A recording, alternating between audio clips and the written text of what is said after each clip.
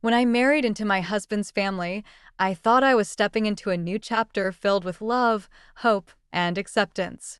My parents had raised me with the belief that marriage was not just the union of two people, but the joining of two families, two sets of traditions, two hearts beating in harmony with the larger whole. I imagined holidays filled with laughter, children running through hallways, and dinners where we shared stories late into the night.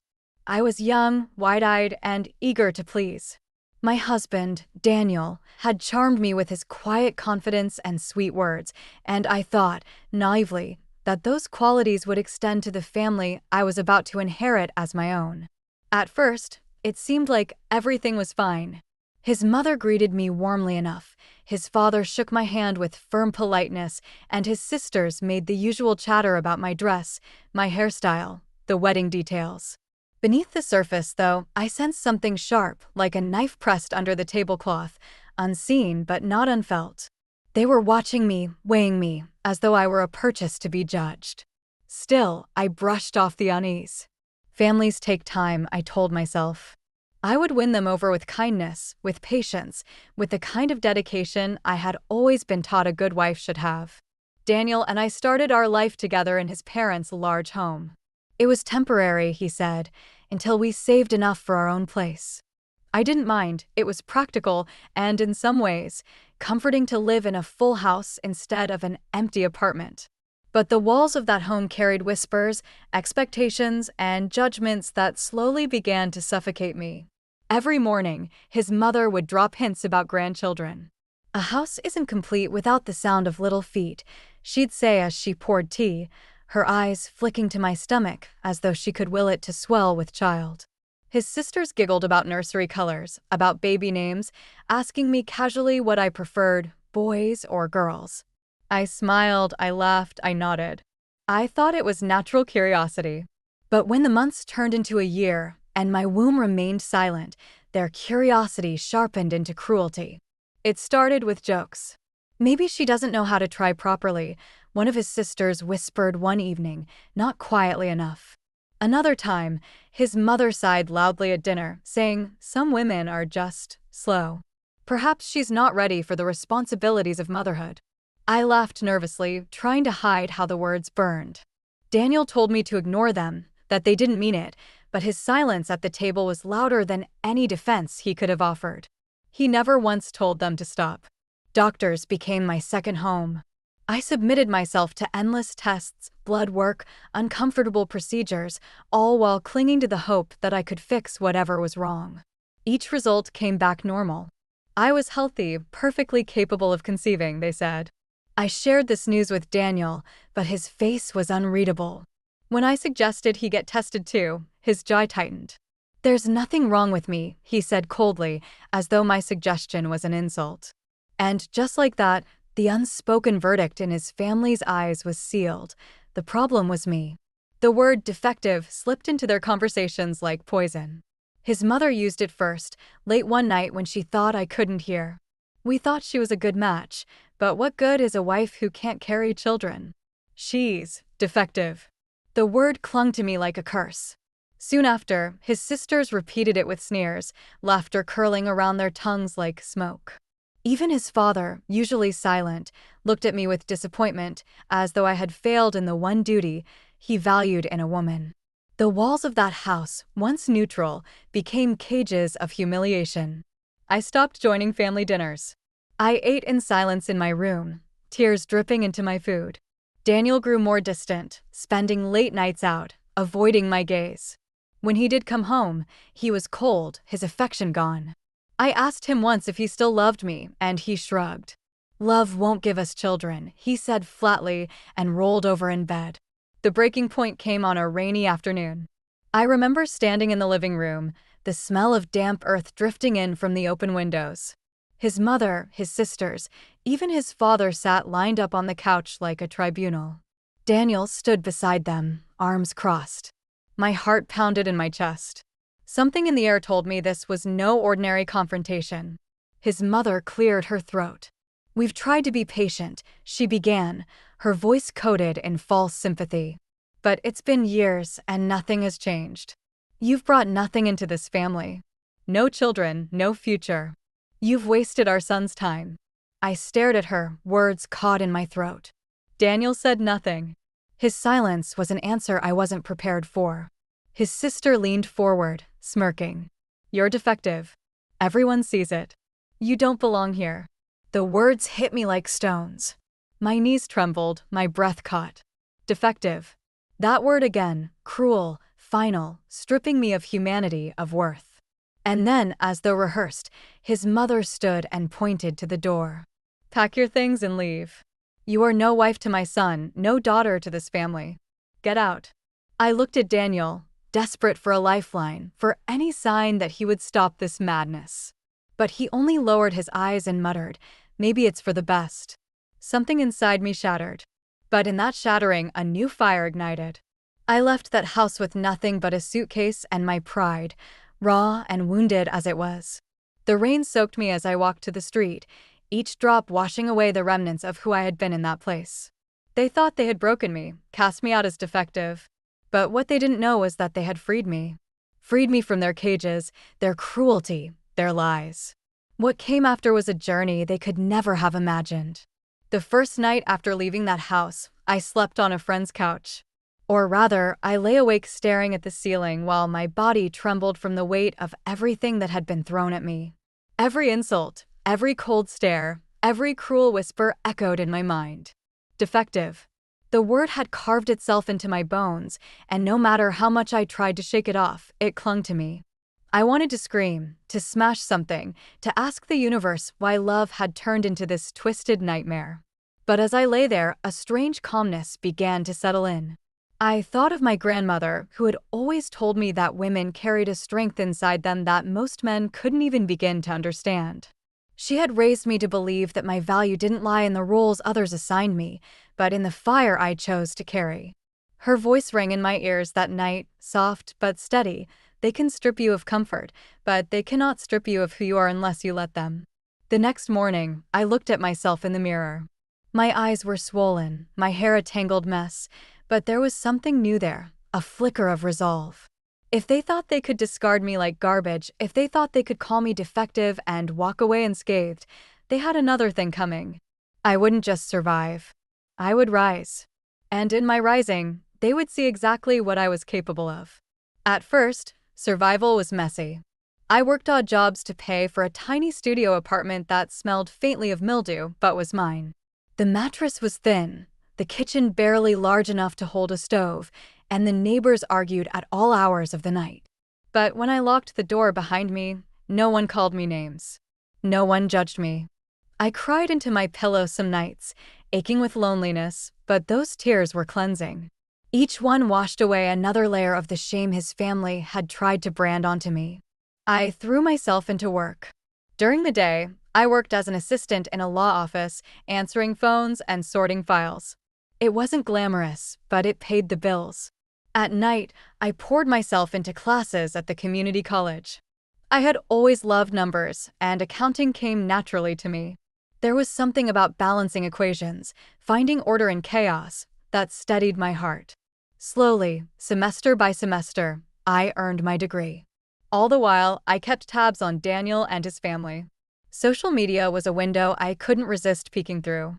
They continued their charade of a perfect life, lavish family dinners, vacations, his sisters showing off new outfits and engagement rings. Daniel eventually remarried to a woman his mother proudly described as the perfect daughter-in-law. Photos of her holding hands with his mother at baby showers, birthday parties, and holidays filled my feed. It stung, but only at first. Because as I watched, I noticed something else, the cracks. His sisters were constantly bickering in comments, their once perfect smiles not hiding the bitterness behind their words. His mother looked older, wearier, her eyes less triumphant. And Daniel looked nothing like the confident man I had once married. In every photo, there was a shadow over him, a heaviness in his posture. Rumors trickled back to me through mutual acquaintances, financial troubles, strained relationships, debts piling up. The family that had once thrown me away as though I was worthless was starting to rot from the inside. And me? I was rising. I had secured a position at a prestigious accounting firm, climbing the ranks with a determination no one could ignore. The same people who had once sneered at me would have been shocked to see me walking into corporate boardrooms in tailored suits, speaking with authority, earning respect with every presentation I delivered. My salary grew, my savings grew, and so did my confidence. I bought a small house with white shutters and a garden out back where I planted roses. Every time one bloomed, it felt like proof that life could still flourish out of the darkest soil.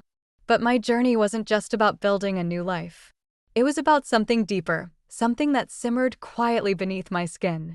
Revenge wasn't my daily motivation, but it never disappeared either. It lived inside me like a coal, glowing faintly, waiting for the right moment to ignite. I didn't want just to prove them wrong. I wanted them to feel the weight of what they had done to me. That moment came sooner than I expected. One evening, I received a message from an old neighbor who still lived near Daniel's parents. "Did you hear?" she wrote. "His family is in serious trouble. They might lose the house." I felt a chill run through me, not of fear, but of opportunity. I learned that Daniel's father had made a series of reckless investments, draining the family's finances. Daniel's own business had failed, leaving him drowning in debt. The perfect family, the one that had cast me out with cruel laughter, was desperate. And desperate people do desperate things. It wasn't long before Daniel reached out to me. His voice on the phone was strained, hollow. He stumbled through pleasantries before finally confessing that his family was on the brink of losing everything. "You're doing well now, aren't you?" he asked, his words dripping with the kind of entitlement I remembered too well. Maybe you could help us out. Just a loan. For old time's sake." I almost laughed. For old time's sake. The same man who stood by while his family called me defective, the same man who watched me walk into the rain with nothing but a suitcase, now had the audacity to ask me for help. But I didn't laugh.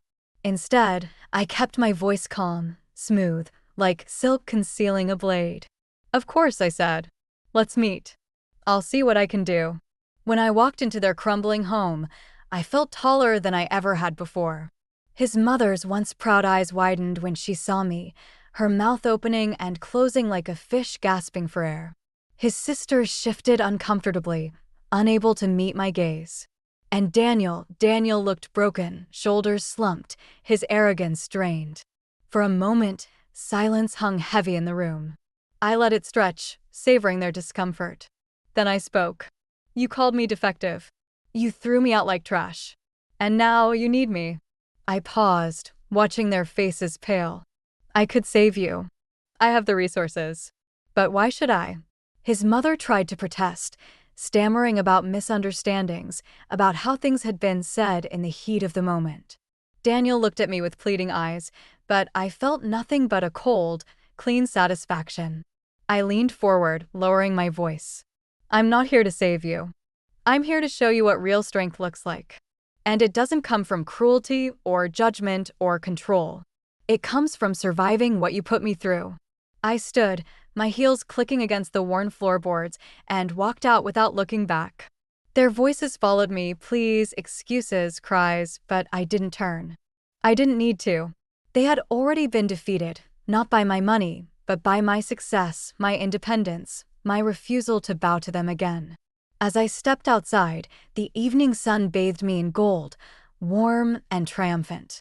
For the first time in years, I felt whole again. They had tried to break me, but in the end, it was they who crumbled. And I rose higher than they could ever have imagined. That night after leaving their house, I sat in my car for a long time, gripping the steering wheel as a storm of emotions crashed through me. The satisfaction was there, sharp and undeniable, but there was also something else, grief. Not for them, not for Daniel, not for the family who had mocked me, but for the years I had lost, the years I had spent shrinking myself to fit into their cruel little world. I thought of the nights I cried myself to sleep on that thin mattress in the studio apartment, the mornings I forced myself out of bed when my chest ached from humiliation, the countless moments I doubted whether I was enough. I had endured all of that, and somehow, here I was, stronger than I ever thought possible. And now, seeing them crumbling while I thrived, I realized that the most powerful revenge wasn't in their downfall, It was in my survival, my rising, my refusal to ever let them define me again. But the story didn't end there. Life has a way of testing you again and again, just to make sure you've truly learned. A few weeks after that confrontation, I received another message. This time it wasn't Daniel, but his younger sister. She had always been the cruelest, the one who whispered the word defective loud enough for me to hear when she passed me in the hallway, the one who smirked when her mother compared me to other women with children. Her message was desperate, almost incoherent. She begged me to talk to her, said she needed help, said she was sorry for everything. I ignored it at first. Why should I waste even a second of my hard-earned peace on her? But the messages kept coming, each one more frantic than the last. She admitted that she and her husband were separating, that he had left her for another woman, that she was terrified of being alone.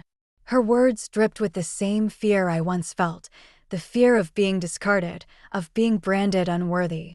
A part of me wanted to relish in it, to savor her downfall the way she had reveled in mine. But another part of me, the part that had walked through fire and come out whole, knew better. I agreed to meet her, not out of kindness, but out of curiosity. I wanted to see her face when she realized how far I had come. We met at a small cafe downtown, one of those cozy places where the smell of fresh bread and coffee wraps around you like a blanket. When she walked in, I barely recognized her. The arrogance was gone, stripped away, leaving behind someone pale, fragile, with eyes that darted nervously as though the ground beneath her was crumbling. She sat across from me, and for the first time in years, she couldn't look me in the eye. "I'm sorry," she whispered, her hands trembling around her coffee cup. I was young, stupid, cruel. I thought I was strong because my family was strong. But now I see how wrong I was. I studied her carefully. Once, her words would have meant everything to me. I would have clung to them, desperate for validation, desperate for some proof that I wasn't the worthless woman they made me out to be. But now I realized I didn't need her apology. I didn't need her acknowledgement. I had already built a life that spoke louder than anything she could ever say. "I don't hate you," I said finally, my voice calm, steady. "But I don't forgive you either." Forgiveness isn't something you ask for when your world falls apart. It's something you earn, day by day, through change. If you want forgiveness, that's your journey to take, not mine to give. She nodded, tears brimming in her eyes, and for a moment, I saw her as just another woman caught in the cycle of cruelty and judgment her family thrived on. I left her there, in that cafe, and walked out into the crisp evening air. I felt lighter, freer. Their apologies, their regret, it no longer mattered. I wasn't living for them anymore. In the years that followed, my life only grew richer. My career soared, and I became a partner at the firm. I bought a larger home, filled it with warmth and laughter, hosting friends who had become my chosen family. I traveled, something I once thought I would never be able to afford. I walked through Parisian streets, stood at the edge of cliffs in Ireland, and let the sea spray kiss my face. Everywhere I went, I carried the memory of what I had endured, not as a wound, but as a reminder of how far I had come. And love, too, found its way back to me. Not in the rushed, desperate way it had with Daniel, but slowly, gently, like sunlight seeping through the cracks after a long storm. His name was Michael, and he saw me not as someone broken, not as someone to be fixed, but as someone already whole. He loved my strength, my independence, my scars. With him, I didn't feel like I had to prove my worth. With him, I was simply enough. The day we married, in a small ceremony surrounded by people who truly cared for me, I thought of Daniel and his family. Not with bitterness, not with longing, but with clarity. They had cast me out, believing I would crumble without them. Instead, I built a life that outshone anything they could have imagined. And that was the sweetest revenge of all. Sometimes, late at night, I still hear the echoes of that word they once branded me with. Defective. But now, when it comes, it doesn't sting. It doesn't cut. Instead, it makes me smile, because I know the truth. I was never defective. I was never broken. I was simply waiting for the chance to show my true strength. And I did. Michael came into my life quietly, almost unexpectedly, as if the universe had been waiting for just the right moment to send him my way. It was during one of the firm's networking events, the kind I usually dreaded because they were filled with forced smiles, empty conversations, and glasses of wine that never seemed to taste as sweet as they looked. I remember standing near the back of the room, letting my mind drift while others mingled. That's when I noticed him, standing not far away, looking equally out of place. He had a calmness about him, the kind of presence that didn't demand attention but drew it anyway.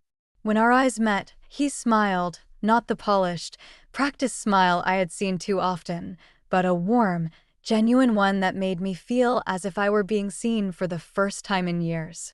He walked over, introduced himself, and we talked not about work, not about money or accomplishments, but about life. About books we loved, places we dreamed of visiting, and the small, quiet joys that make days worth remembering. What struck me most was the way he listened. Not the way people listen while waiting for their turn to speak, but truly listened, as if every word mattered. I wasn't used to that. For so long, I had been silenced, dismissed, treated like my thoughts held no value.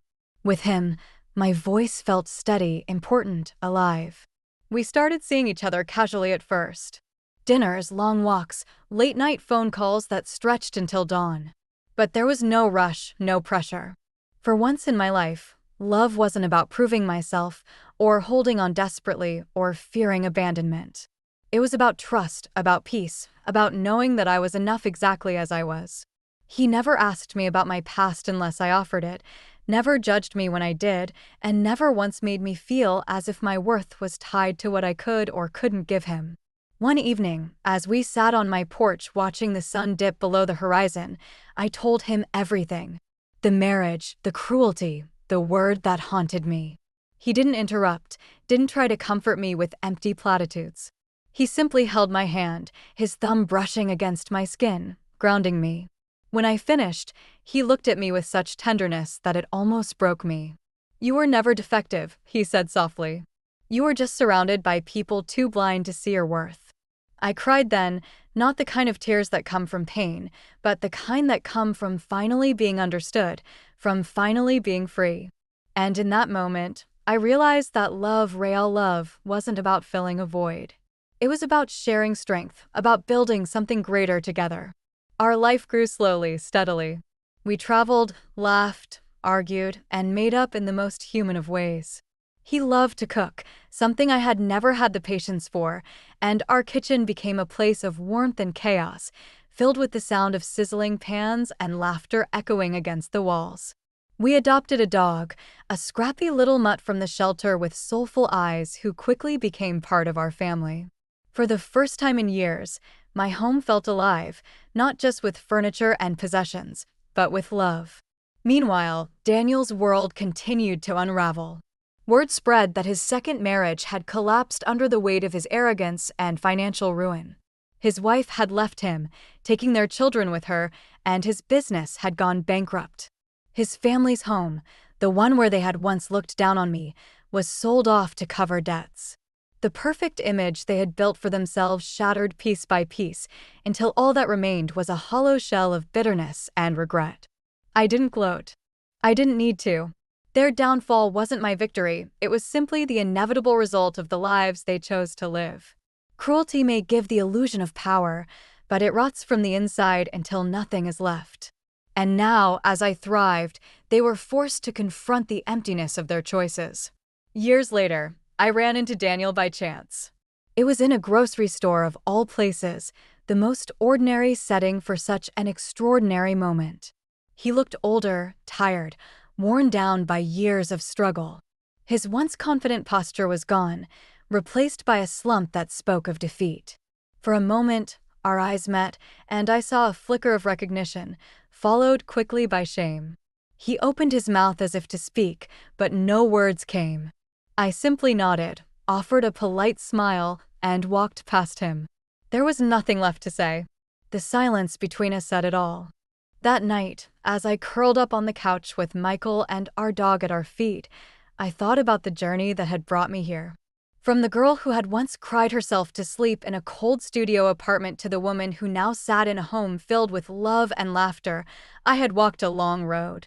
A road paved with heartbreak, betrayal, resilience, and ultimately, triumph. The revenge I once longed for had taken on a new meaning. It wasn't about their suffering.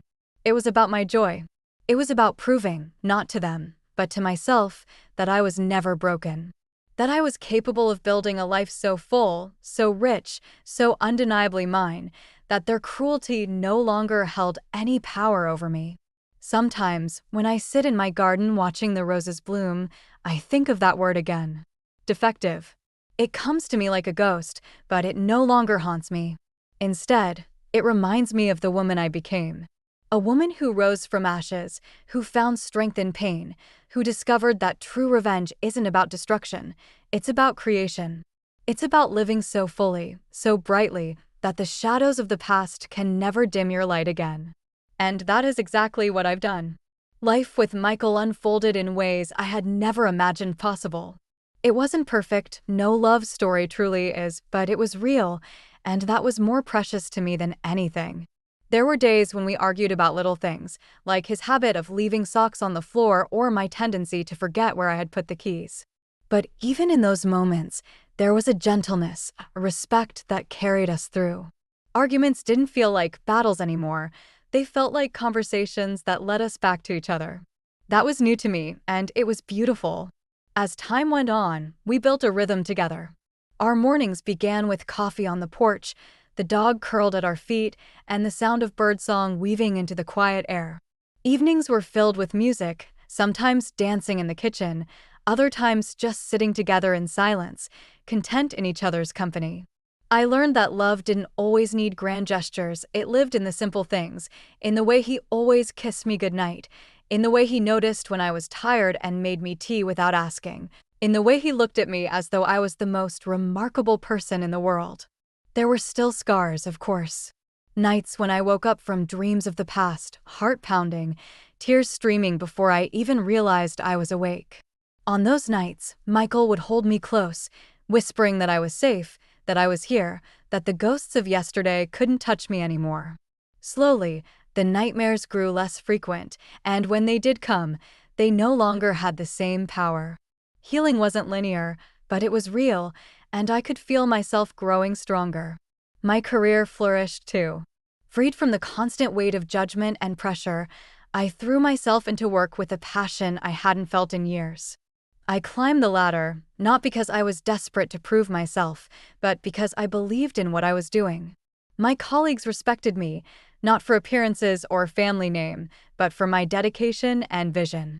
I even began mentoring younger women at the firm, women who reminded me of myself, eager, uncertain, sometimes silenced by the louder voices around them. I made it my mission to ensure they never felt the way I once had. I told them that their worth wasn't defined by anyone else, that they had every right to take up space and speak their truth. Watching them grow, watching them step into their own power, was one of the greatest rewards of my career. Outside of work, Michael and I began to travel. We went to Italy, where we walked through narrow cobblestone streets and ate gelato by fountains. We visited Paris, where he took my hand beneath the glittering lights of the Eiffel Tower and whispered that this city had nothing on me. We explored small towns and vast landscapes, collecting memories like treasures. Each trip felt like another layer of healing, another reminder that the world was bigger and brighter than the small, suffocating box I had once been trapped in. As the years passed, the memory of Daniel and his family faded into the background. They no longer had any hold over me. Occasionally, I would hear snippets, through acquaintances, through whispers, that confirmed the unraveling of their carefully constructed image. Bankruptcy, divorce, estrangement. But those words no longer brought satisfaction, only a quiet acknowledgement of what I had always known: cruelty never sustains itself. It collapses under its own weight. The true victory was not their downfall but my life. The laughter in my home. The love in my heart. The sense of peace that came with knowing that I had endured and still chosen joy. There was a time when I thought revenge meant watching them suffer, but I learned that the sweetest revenge was living fully, without fear, without regret, without chains tying me to the past. One summer evening, Michael and I hosted a small gathering in our backyard. Friends, neighbors, colleagues, all of them people who loved us, who cherished us, who had become our family by choice rather than blood. As I stood there, surrounded by laughter and warmth, I realized how far I had come. Years earlier, I had been cast out, labeled defective, discarded like something broken. And now here I was, building a life that was whole, vibrant, unshakable. Later that night, after everyone had gone, Michael and I sat beneath the stars, the air still buzzing with the echoes of laughter. He reached for my hand, and we sat in silence, just breathing in the night. I thought about the girl I used to be, the one who cried herself to sleep, who believed the cruel words that had been hurled at her, who thought she might never be enough. I wanted to reach back through time, hold her close, and whisper that she would not only survive, but thrive. That she would find a love that was patient and kind, a career that gave her purpose, and a peace that would make her heart feel light again. The word defective had once felt like a brand, a wound that would never heal. Now it felt like a badge of honor, a reminder of the strength it took to rise above it. I was not defective. I was resilient. I was radiant. I was whole. And as I leaned against Michael, listening to the quiet hum of life all around us, I knew without doubt that my story was not one of tragedy, but of triumph. The cruelty of the past was only a shadow, and I was the light that had burned through it. Seasons shifted, and with them so did the layers of my life. The girl who once cowered under the weight of insults had blossomed into a woman who moved with quiet confidence. Yet, even as I grew, there were moments when the old voices whispered in my mind, trying to remind me of my past humiliation. They crept in when I was alone, or when I glanced in the mirror too long. For a while, I used to fight them, trying to shout them down, but eventually I realized that they weren't something to battle. They were echoes of a time gone by, nothing more. They could linger, but they no longer had the power to define me. It was in those moments of reflection that I began to write. At first, it was just a journal, private words that I poured out late at night when sleep wouldn't come. Pages filled with anger, then sadness, and finally clarity. Writing became my therapy, my sanctuary. Slowly, the words began to take shape into something more. They became stories, some true, some woven with fiction, that spoke of resilience, of women reclaiming their power after being broken. When I showed one of my pieces to Michael, he encouraged me to share them with the world. Hesitant but hopeful, I submitted one essay to a small online magazine. To my surprise, it was accepted, and the response was overwhelming. Women from all walks of life wrote to me, telling me how my words echoed their own struggles. It was then I realized that my pain had not been meaningless, it had become a bridge to others. As the years passed, I continued to publish. Soon, I was invited to speak at events, to stand before rooms filled with women who had carried their own secret scars. I would look into their eyes and see the same flickers of shame, the same hunger for hope, and I would tell them my story. I told them how I had been called defective, discarded, ridiculed, and yet here I stood, living proof that no one else had the authority to determine our worth. Each time I spoke, I felt lighter, freer, as if the weight of the past crumbled further beneath my feet. Michael was always there in the crowd, his eyes never leaving me, his smile steady and proud. His presence was a constant reminder that I was not alone anymore. He supported every new venture I took on, never out of obligation, but because he truly believed in me. That kind of partnership was something I had never thought possible, and I cherished it with every breath. The years rolled on, and with them came new chapters. My work turned into a book, a memoir interwoven with stories of other women who had faced cruelty and rejection, but had risen above it. The book became more successful than I could have imagined, traveling farther than I ever thought my voice could reach. Invitations poured in, from universities, organizations, and even television interviews. At first, the attention overwhelmed me, but I reminded myself that I wasn't doing this for fame. I was doing it for the women who still felt silenced. If my voice could help even one of them rise, then every painful memory I carried had served its purpose.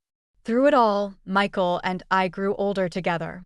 We never had children of our own, and for a long time, that used to sting, as though it were a mark against me. But over time, I realized we had created a family in a different way. The women I mentored, the young interns at work, the nieces and nephews who adored visiting our home, they were all part of a larger family that love had built. Our home became a gathering place filled with warmth, laughter, and stories.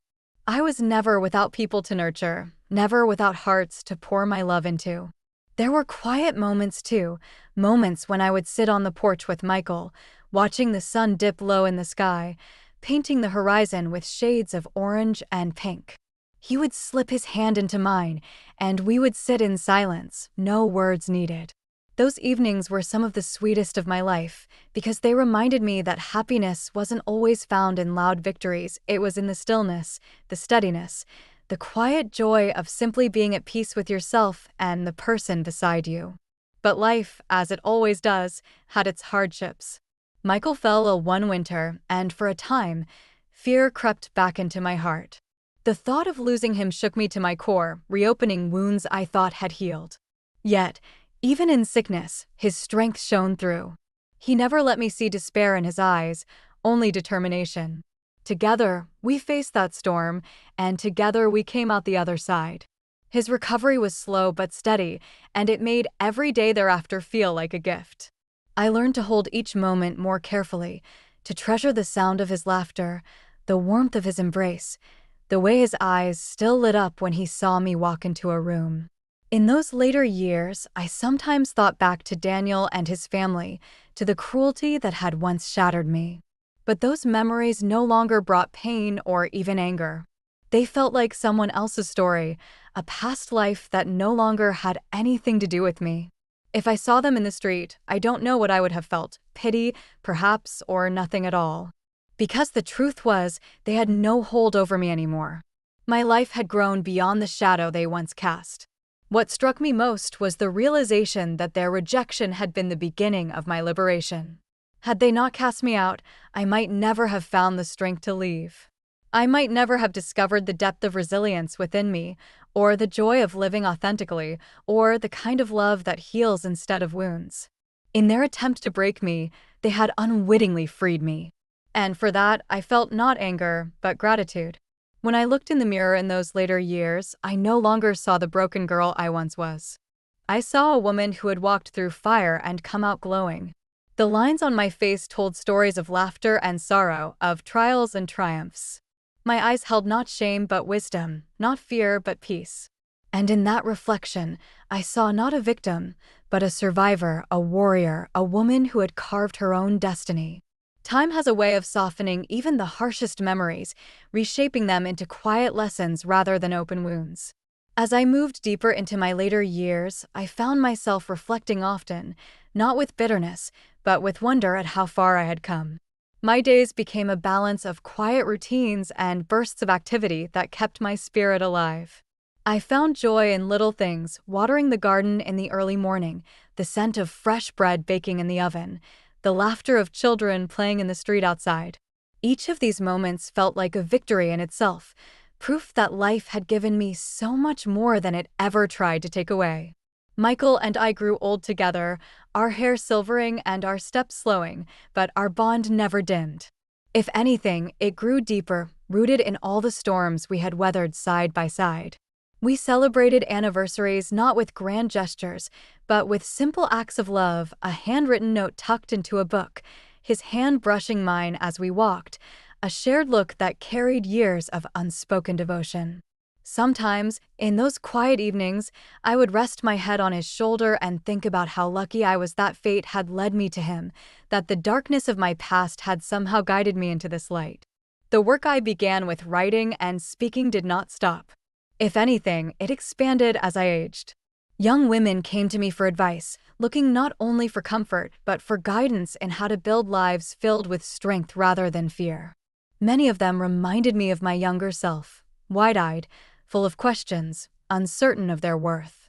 I took them under my wing, not because I saw them as projects to fix, but because I knew what it felt like to stand at the edge of despair, desperate for someone to believe in you. And so I became what I once longed for, a steady presence, a voice that said, "You're enough, exactly as you are." Sometimes I would receive letters from women I had never met, telling me that my story had saved them. They told me they had walked away from abusive marriages, from toxic households, from chains that kept them bound to misery. They told me that hearing my words gave them courage to take the first step toward freedom. Every time I read one of those letters, tears would fill my eyes, because it reminded me that pain, when transformed, could ripple outward and change lives far beyond your own. There were moments of grief, of course. Life does not spare us entirely from sorrow. Friends grew ill and passed away, leaving empty seats at the dinner table. My body grew weaker with time, forcing me to slow down in ways I once resisted.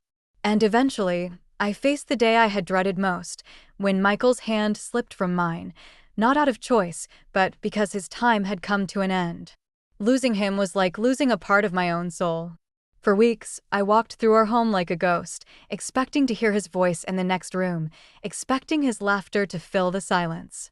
The loneliness was unbearable at times, and I wondered how I could continue without him. But in those dark hours, I remembered what he always told me, that I was stronger than I realized, that my story was not finished as long as I still had breath. And so I carried on, though the ache of his absence never left me. I found comfort in our memories, in the legacy we had built together. I spoke of him often, never letting his name fade from conversations, because love like ours deserved to be remembered. In the years after his passing, I devoted myself even more to the women who sought me out. My home became a gathering place once again, this time for younger generations hungry for wisdom. We would sit around my kitchen table late into the night, sharing stories of heartache and resilience, laughter and tears mingling together. They would look at me with wide eyes, soaking in every word, and I would smile because I saw myself reflected in them, not the broken me of years past, but the strong me that had risen from the ashes. Eventually, my name became associated not with shame or pity, but with survival, with strength, with hope. People introduced me not as a woman who had been cast aside, but as someone who had turned tragedy into triumph. That shift felt like the ultimate victory, proof that identity is never fixed, that we are not bound forever to the roles others assign us. As I aged further, I often sat on the porch in the evenings, the sky painted in strokes of pink and gold. I would close my eyes and breathe deeply, feeling the breeze against my face, and I would whisper a silent thank you to the girl I once was for holding on, to the woman I became for fighting, and to life itself for teaching me that, even in suffering, there can be beauty. I knew my time on this earth would eventually come to an end, but I no longer feared it. Because by then, I had already left behind something greater than myself. My words lived on in books and speeches, my love lived on in the lives of those I touched, and my story lived on in the women who found courage through mine. If there was one lesson I hoped people would carry with them after hearing my journey, it was this: no one else has the right to define your worth. Not a husband, not a family, not a cruel word spoken in anger. Worth is something you claim for yourself, and once you do, no one can take it from you. And so, as the days grew quieter and my steps slower, I did not look back in regret. I looked back with gratitude, knowing that I had lived fully, loved deeply, and risen from the darkest moments to create a life that was entirely my own. In the twilight of my life, I found myself sitting in the same garden where I once cried out my pain to the night sky. The flowers bloomed brighter now, their colors bolder, as though they knew they were part of a story that had finally reached peace. I no longer felt the sting of rejection or the ache of being unloved. What lingered instead was a deep calm, the kind that comes from knowing you have walked through fire and survived. The women who had once come to me for advice were now women of strength themselves. They visited often, bringing their children, their laughter, their gratitude. They would tell me that my words had changed the course of their lives, that they had found courage in places they never thought existed. And each time I heard it, I felt the circle of life complete itself. My suffering had not been wasted. It had planted seeds that now bloomed in the lives of others. In the evenings, I would sometimes close my eyes and feel Michael beside me, his hand warm against mine, his voice whispering softly that I had done enough, that I had more than earned my rest. I believed him. My story had begun in pain, but it ended in triumph. Not the loud kind of triumph that fills headlines, but the quiet kind that rests in the heart, steady and unshakable. I was no longer the woman cast out and called defective. I was a woman who lived, who loved, who left behind more light than darkness. And as I took each breath in those final years, I carried with me the unshakable truth that no one, not a husband, not a cruel family, not a passing whisper of judgment, had ever held the power to define me. I had defined myself. And in doing so, I had won.